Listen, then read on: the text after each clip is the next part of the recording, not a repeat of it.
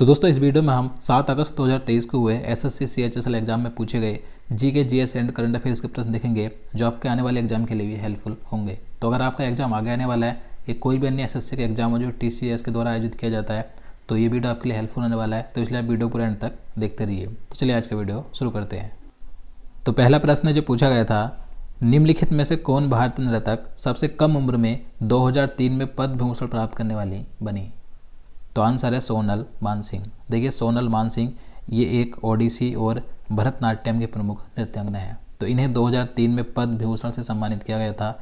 तो ये सबसे कम उम्र में पद्म भूषण प्राप्त करने वाली बनी थी। देखिए इसके अलावा सोनल मानसिंह को 2019 में पद्मश्री भी दिया गया और ये पद्मश्री से सम्मानित होने वाली पहली ट्रांसजेंडर महिला भी बनी थी। तो याद रखना है। नेक्स्ट क्वेश्चन है जो पूछा गया था, सरोदी शोकिया किस नृत्य से संबंधित हैं? तो आंसर था सत्रिया नृत्य। सरोदी शोकिया ये एक सत्रिया नृत्य की नृत्यांगना है।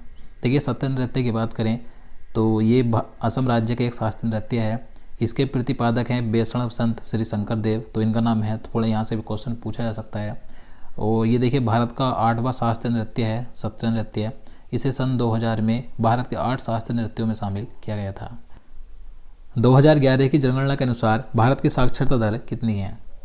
तो राइट आंसर था 74.04% और पुरुष साक्षरता दर है 82.14%, जबकि महिला साक्षरता दर है 65.46%। और इसी के साथ बात करें देश में सबसे अधिक साक्षरता दर केरल राज्य की यहाँ पर 94% है, जबकि केंद्र शासित प्रदेश में सबसे अधिक साक्षरता दर है लक्षद्वीप की, यहाँ पर 91.6% है।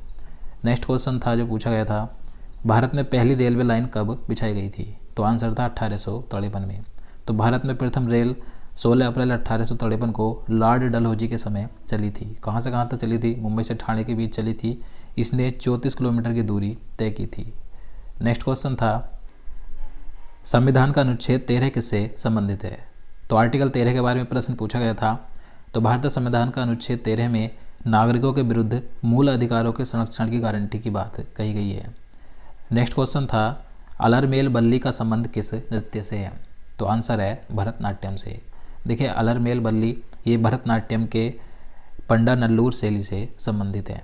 देखिए इन्हें 1991 में पद्मश्री, 2001 में संगीत नाटक अकादमी पुरस्कार तथा 2004 में पद्म भूषण से सम्मानित किया गया था। नेक्स्ट क्वेश्चन था, कोलकाता उच्च न्यायालय ने 2023 में मुख्य न्यायाधीश के रूप में किसने शपथ ली? यानी कि 2023 में कोलकाता उच्च न्यायालय के नए मुख्य न्यायाधीश कौन बने थे? तो ये करंट का क्वेश्चन था। तो आंसर था टी.एस. शिव गणनमन। तो ये अभी हाल ही में 2023 में कोलकाता उच्च न्यायालय के मुख्य न्यायाधीश बने हैं। देखिए पश्चिम बंगाल की वर्तमान राज्यपाल सी.वी. आनंद बोस हैं, जबकि मुख्यमंत्री हैं ममता बनर्जी। नेक्स्ट क्वेश्चन था, किस चोल शासक के शासनकाल में पहला व्यापार प्रतिमंडल चीन भेजा गया था? तो आंसर था जो चोल शासक थे राजराज चोल के समय पर। अगला प्रश्न था, भारत के प्रसिद्ध पारसी त्यौहार नवरोज का आरंभ किसने किया था? तो आंसर था बलबन ने। देखिए गयासुद्दीन बलबन को उल्गू खान भी कहा जाता है और गयासुद्दीन बलबन ने सिजदा और पैबोस प्रथा भी शुरू की थी। नेक्स्ट क्वेश्चन था, 2011 की जनगणना के अनुसार भारत में सबसे कम साक्षर जिला कौन सा है? तो देखिए 2011 की जनगणना से क्वेश्चन किसी न किसी एग्जाम में देखने जरूर मिलते हैं। तो इस टॉपिक का एक पूरा वीडियो आपको जल्द मिल जाएगा, इसलिए आप चैनल को सब्सक्राइब कर लें और बेल आइकन को ऑल पर प्रेस कर दें, जिससे कि आपको सही वीडियो नोटिफिकेशन समय पर मिल सके। तो 2011 की जनगणना के अनुसार भारत का सबसे कम साक्षर जिला है अलीराजपुर। अलीराजपुर ये मध्य प्रदेश का जिला है। और सबसे अधिक साक्षर जिला कौन सा है? तो शहरछिप है, जो कि मिजोरम का है। नेक्स्ट क्वेश्चन था, सिंधु नदी किस ग्लेशियर से निकलती है? तो आंसर था बोखारचू ग्लेशियर से। तो जो सिंधु नदी है ये बोखारचू ग्लेशियर तिब्बत में कैलाश पर्वत श्रृंखला से निकलती है। और गंगा नदी ये गोमुख हिमनद से निकलती है, जबकि ब्रह्मपुत्र नदी चेमायुंगडुंग ग्लेशियर से निकलती है। नेक्स्ट क्वेश्चन की बात करें, सबसे ज़्यादा दिन तक दशहरा कहाँ मनाया जाता है? तो ये क्वेश्चन पूछा गया था, सबसे अधिक समय तक दिनों तक दशहरा किस राज्य में मनाया जाता है? तो आंसर था छत्तीसगढ़ में। और ये दशहरा कौन सा होता है? अच्छा, जो छत्तीसगढ़ में मनाया जाता है बस्तर दशहरा। देखिए ये 75 दिनों से भी अधिक समय तक मनाया जाता है। नेक्स्ट क्वेश्चन था, महोगनी, शीशम, रबड़ और सुनोकोना जैसे वृक्ष किस प्रकार के जंगलों में पाए जाते हैं? तो ये इस प्रकार के जो वृक्ष हैं ये उष्णकटिबंधीय सदाबहार वन होते हैं। ये जो उष्णकटिबंधीय सदाबहार वन है, यहाँ पर औसत वर्षा 200 सेंटीमीटर से अधिक होती है। नेक्स्ट क्वेश्चन था, सरस्वती सम्मान 2023 में किसे सम्मानित किया गया? तो आंसर था शिव शंकरी को। तो देखिए, शिव शंकरी एक तमिल लेखिका हैं, तो इन्हें वर्ष 2022 के लिए 2023 में सरस्वती सम्मान दिया गया था। अब इन्हें किस लिए मिला था? तो इनका एक स्मरण है जिसका नाम है सूर्य बामसम, तो इसके लिए इन्हें सरस्वती सम्मान 2023 में मिला है, वर्ष 2022 के लिए। और बात करें इनसे पहले जो 2021 के लिए 2022 में दिया गया था सरस्वती सम्मान, तो ये रामदरस मिश्र को मिला था। इनके कविता संग्रह मैं तो यहाँ हूँ, तो इसके लिए मिला था। और बात करें सरस्वती सम्मान के बिरला फाउंडेशन द्वारा दिया जाता है, ये साहित्य के क्षेत्र में मिलता है। इसकी शुरुआत 1991 में की गई थी और पहला सरस्वती पुरुष सम्मान ये हरिवंश राय बच्चन को मिला था। नेक्स्ट क्वेश्चन था, हिंदू शाही राजवंश की राजधानी कहाँ थी? तो इसका राइट आंसर था हुंद। हुंद ये हिंदू शाही राजवंश की राजधानी थी। अगला प्रश्न पूछा गया था, निम्नलिखित में से किस राज्य में अक्टूबर 2020 में ऑनलाइन गेमिंग पर प्रतिबंध लगा दिया था? तो ऑनलाइन गेमिंग पर अक्टूबर 2020 में प्रतिबंध लगाया था आंध्र प्रदेश राज्य ने। नेक्स्ट क्वेश्चन था, G20 की छठी स्वास्थ्य मंत्रियों की बैठक 27 और 28 अक्टूबर 2022 को किस देश में आयोजित की गई थी? तो आंसर था इंडोनेशिया में। देखिए, आप सभी जानते हैं भारत 2023 में इस वर्ष G20 की अध्यक्षता कर रहा है, तो जितनी भी 2023 में बैठकें होंगी G20 की सब भारत में होंगी, लेकिन इससे पहले जो G20 की अध्यक्षता की थी इंडोनेशिया ने की थी।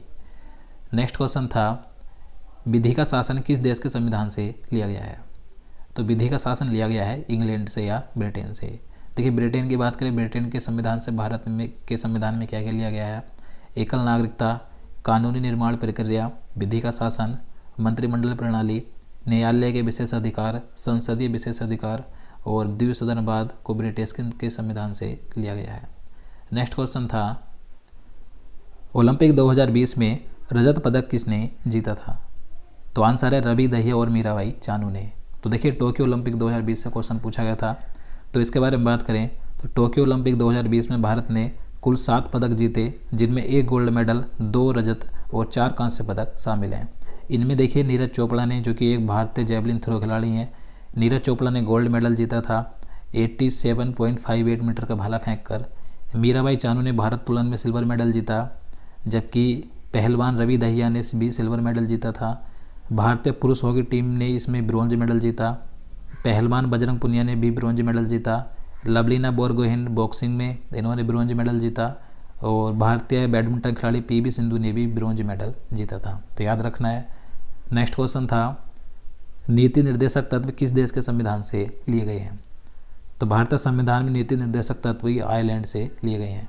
नीति निर्देशक तत्व को भारतीय संविधान के अनुच्छेद 35 से 51 तक रखा गया है और ये भारतीय संविधान के भाग 4 में है। नेक्स्ट क्वेश्चन पूछा गया था, क्रिकेट के खेल में अंपायर दोनों हाथ फैलाकर किसका सिग्नल देते हैं? तो आप सभी जानते हैं दोनों हाथ फैलाकर क्रिकेट में किसका इशारा यानी कि सिग्नल दिया जाता है? वाइड बॉल का। अगला प्रश्न पूछा गया था, पोला महोत्सव किस राज्य में मनाया जाता है? तो पोला महोत्सव ये महाराष्ट्र और छत्तीसगढ़ इन दोनों राज्यों में मनाया जाता है, तो जो ऑप्शन में इनमें से दिया होगा वही इसका आंसर होगा। अगला प्रश्न था, स्वर्णिम चतुर्भुज योजना की शुरुआत किस संस्था के द्वारा की गई थी? तो ये जो स्वर्णिम चतुर्भुज योजना है इसकी शुरुआत की गई थी भारतीय राष्ट्रीय राजमार्ग प्राधिकरण के द्वारा। देखिए, यह योजना सड़कों के निर्माण के लिए 2001 में भारत के तत्कालीन प्रधानमंत्री अटल बिहारी वाजपेयी द्वारा शुरू की गई थी। अगला प्रश्न था, फसल बीमा योजना के तहत किस अनुच्छेद के प्रयोग से किसानों की मदद की जाएगी? तो आंसर था अनुच्छेद 48 के तहत। तो भारतीय संविधान का जो अनुच्छेद 48 है, तो इसमें कृषि और पशुपालन का संगठन के बारे में बताया गया है। तो फसल बीमा योजना के तहत भी जो किसानों की मदद है ये इसी आर्टिकल के तहत की जाती है।